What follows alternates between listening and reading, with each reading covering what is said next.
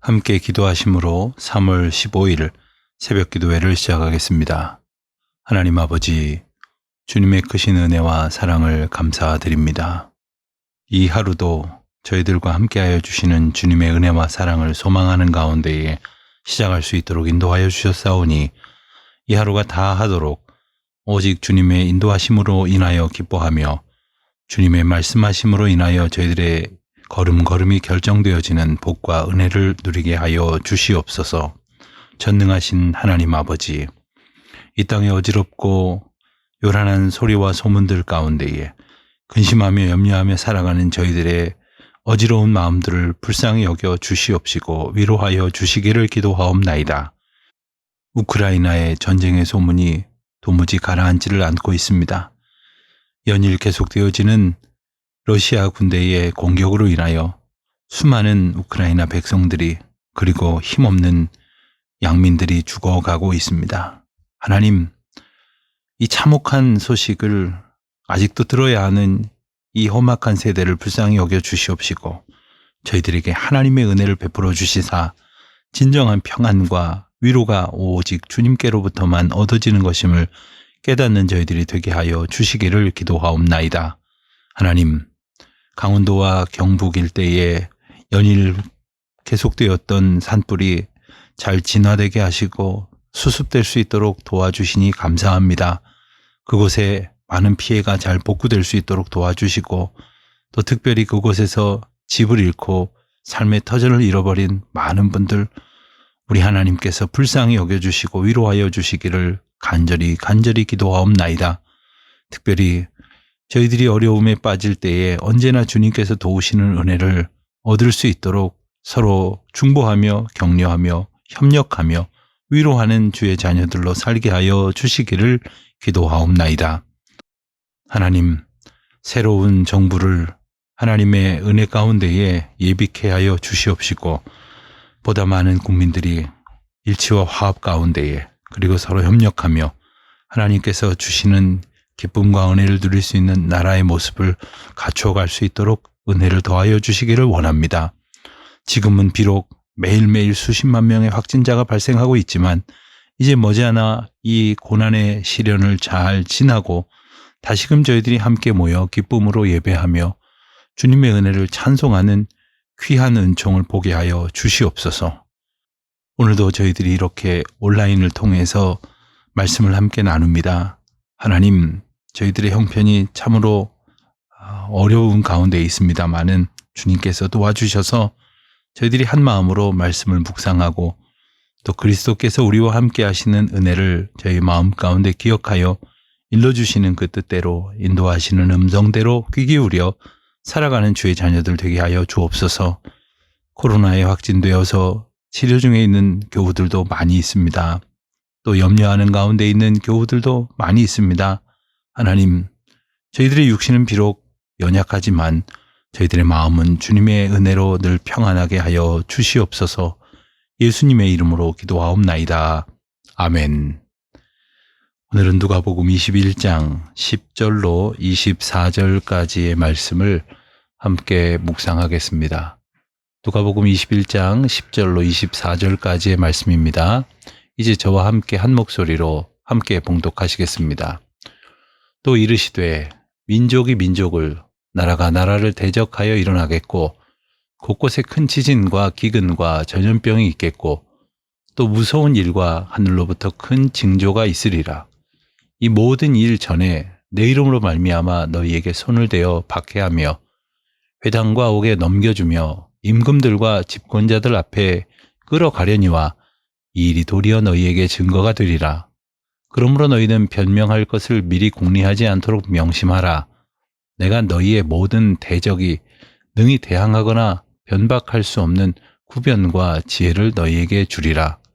심지어 부모와 형제와 친척과 벗이 너희를 넘겨주어 너희 중에 며칠 죽이게 하겠고 또 너희가 내 이름으로 말미암아 모든 사람에게 미움을 받을 것이나 너희 머리털 하나도 상하지 아니하리라.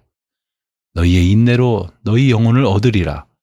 너희가 예루살렘이 군대들에게 에워싸이는 것을 보거든 그 멸망이 가까운 줄을 알라.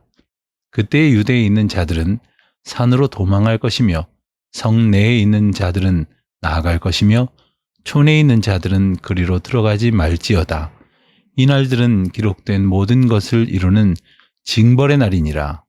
그날에는 아이벤 자들과 젖먹이는 자들에게 화가 있으리니 이는 땅에 큰 환난과 이 백성에게 진노가 있겠음이로다. 그들이 칼날에 죽임을 당하며 모든 이방에 사로잡혀 가겠고 예루살렘은 이방인의 때가 차기까지 이방인들에게 밟히리라. 아멘. 전쟁의 소식이 들려진다고 말씀을 하십니다. 어려운 이야기들이 계속되어집니다. 또 이 말씀을 읽으면서 누구도 평안한 느낌보다는 근심과 염려가 되는 그러한 표현들이 반복이 됩니다. 이게 마지막 때에 있어질 일이라고 예수님은 분명히 우리에게 일러주십니다. 그 모습 가운데 우리가 있음을 깨닫게 하십니다. 10절에서 12절까지의 말씀을 보면 수많은 환란의 장면들이 펼쳐집니다. 민족이 민족을, 나라가 나라를 대적하는 전쟁의 소식이 곳곳에서 일어납니다. 지진도 있을 것이라고 말씀하십니다. 기근과 전염병으로 많은 사람들이 고통을 겪습니다.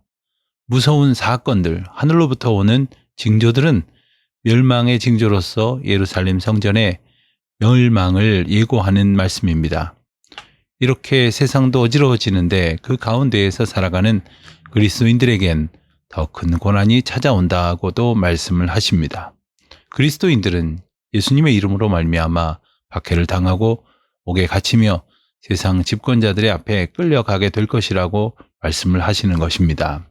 실제로 10절 말씀에 나오는 이 전쟁들, 이 예언대로 성전 파괴 전에 이제 유대 전쟁이라는 이름의 전쟁이 유대인들 앞에 발발을 합니다. 또 그전에는 로마와 파르티아 사이에 전쟁이 발생을 하였고 또한 갈릴리와 나바티아 사이에 전쟁도 있었습니다. 이게 모두 기원 후 AD 36년, 37년, 38년 이 사이에 있었던 일들입니다. 그런가 하면 실제로 AD 67년경에 예루살렘에 지진이 있었고 또한 46년경에는 유대 땅에 큰 기근이 발생을 하기도 했습니다. 마지막 때에 일어날 징조들은 분쟁이나 자연재해, 전염병, 또 믿는 자들을 향한 이런 박해의 양상으로 나타나는데 사실 따지고 보면 이런 징조는 오늘날 우리에게 심심치 않게 일어나고 있다고 말할 수 있겠습니다. 예전과는 다른 양상으로 국가 간의 분쟁이 가열되고 있습니다. 단지 지금 저 러시아와 우크라이나의 전쟁뿐만 아니라 세계는 보이지 아니하는 다양한 전쟁을 끊임없이 겪고 있습니다. 자국 이기주의로 인한 분쟁이 심화되고 있음을 우리가 보고 있습니다. 이상 기온으로 인한 자연재해들도 점차 빈번해지고 있습니다. 코로나19와 같은 전염병이 또 언제 다시 창궐할지 알 수가 없습니다. 예수님을 믿는 사람들에 대한 적대감도 점점 극대화되고 있습니다. 가짜 신앙의 모습이 많아지면서 이와 같은 현상은 더욱 극심해질 것입니다. 그래서 심지어 가족이나 가까운 이들이 그리스도인이라는 이유로 우리를 배척하는 일이 일어날 것이라고 예언하시는 말씀을 주신 겁니다. 이어지는 14절과 15절 또 18절과 19절 말씀을 보면 그런 가운데에 하나님의 보호하심이 어떻게 우리들에게 은혜로 나리워지는지를 말씀하십니다. 성전 파괴의 징조, 즉 마지막 때의 징조를 살펴보면 불안하고 두려운 마음이 들 수밖에 없습니다. 그런데 예수님은 걱정하지 말라고 우리를 안심시켜 주십니다. 모든 상황에서 하나님이 구변과 지혜를 주셔서 대적으로부터 그리스도인들을 보호하실 것이며 참고 견디는 이들을 온전히 지키시겠다고 약속하십니다. 이는 이스라엘 사람들이 역사를 통해 이미 경험한 일이기도 합니다. 주변의 강국들에 의해서 이스라엘과 유다가 고통을 겪고 심지어 멸망당하는 수모를 겪은 일이 있었습니다마는 결국은 다시 회복시켜 주시는 하나님의 은혜를 그들은 역사를 통해서 경험했습니다. 그와 같은 지나온 시간들의 사실과 경험을 알고 있었던 제자들은 예수님의 말씀에 큰 위로를 받았을 것입니다. 하나님은 심판의 날에 온전한 믿음으로 당신을 따르는 자들을 결코 버리지 않으십니다. 반드시 보호하십니다. 이 약속은 우리에게도 여전히 유효합니다. 그러므로 환난과 역경이 와도 겁내지 마십시오. 두려워하지 마십시오.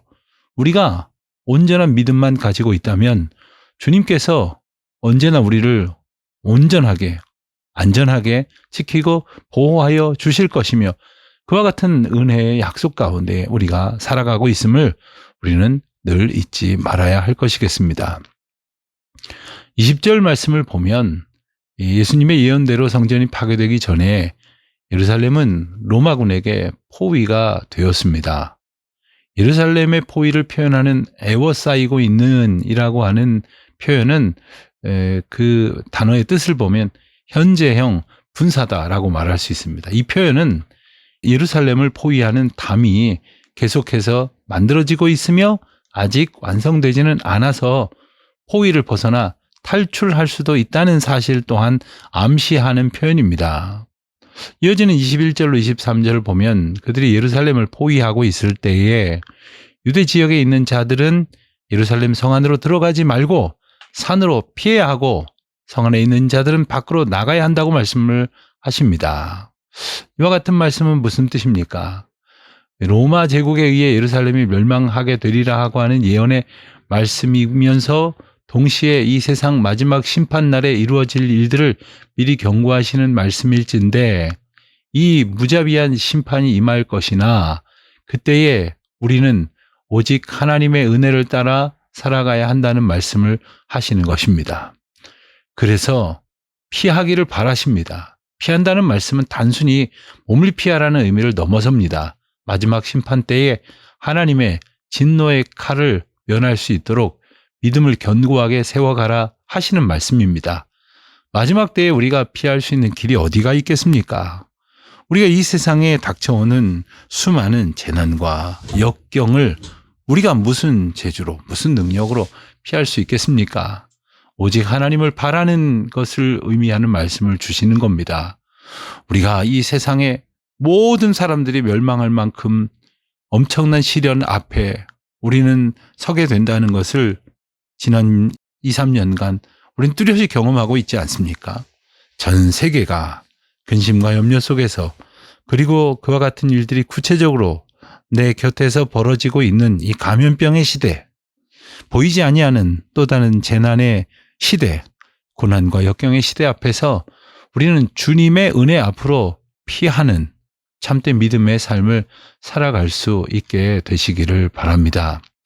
또한 24절 말씀을 보면 예루살렘이 멸망을 하면서 유대인들은 죽임을 당하거나 포로로 잡혀가게 되어지는 모습을 보여주십니다. 역사가 요세푸스의 기록에 의하면 예루살렘이 멸망할 때에 무려 약 110만 명이 죽임을 당했고 무려 9만 7천여 명이 포로로 끌려갔다 이렇게 전하고 있습니다. 예루살렘은 이방인들의 지배를 받게 됐는데 이방인들의 때가 자기까지 그러한 상태에 놓이게 됩니다. 이것은 언젠간 예루살렘이 이방인들의 지배에서 벗어날 날이 올 것임을 암시하는 말씀이기도 합니다. 문맥상 이방인의 지배가 끝나는 시점을 알려주는 이방인의 때가 찼다 하는 이러한 표현은 이방인의 시대가 끝났다는 뜻이기 때문입니다. 오늘날 이 예언이 일부 성취되어 예루살렘의 일부는 이방인들의 지배에서 실질적으로 벗어나 있기도 하지 않습니까? 이러한 고난과 종말의 징후가 농후한 이 시대를 우리는 어떻게 살아가야 하겠습니까? 비록 하나님의 백성인 우리가 때로 세상의 미움과 적대적인 감정으로 인해서 고난을 받을 수도 있지만 그것은 결코 실패가 아닙니다. 하나님께서는 성도들을 그리고 그 영혼을 끝까지 보호하시고 구원하실 것이기 때문입니다. 성령님이 성도들이 받는 박해의 자리로 친히 찾아오셔서 성도들의 고난의 상황 속에서 결코 위축되지 않도록 담대히 그리스도를 전하며 사명을 감당할 수 있도록 힘을 주실 것입니다. 그렇기에 성도들은 세상이 주는 고통과 환난 속에서 참고 견디며 더욱 주님을 의지하며 주님과 교통하는 그러한 삶을 살아가는 우리 모두가 되시기를 바랍니다. 종말의 시기에 그리스도인들이 박해를 당한다는 이 말씀은 들어도 우리가 순응하기는 어려운 말씀일지 모릅니다. 그러나 그것이 하나님께서 이끌어 가시는 마지막 때에 보여질 모습이라고 분명히 일깨워 주십니다.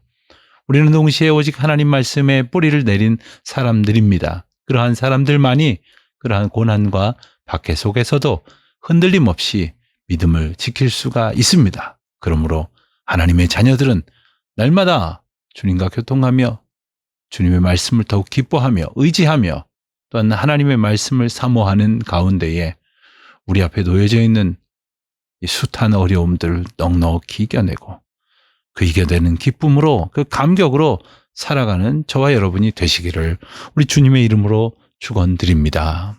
기도하시겠습니다. 하나님 아버지, 어려운 시대 속에서 고난과 역경 앞에서 주님의 말씀을 기억하게 하여 주시옵소서. 그 믿음으로, 그 사랑으로, 그 승리로 넉넉히 이기게 하여 주시옵소서. 예수님의 이름으로 기도드립니다. 아멘.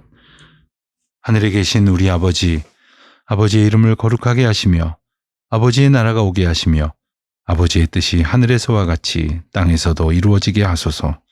오늘 우리에게 일용할 양식을 주시고 우리가 우리에게 잘못한 사람을 용서하여 준 것 같이 우리 죄를 용서하여 주시고 우리를 시험에 빠지지 않게 하시고 악에서 구하소서. 나라와 권능과 영광이 영원히 아버지의 것입니다. 아멘.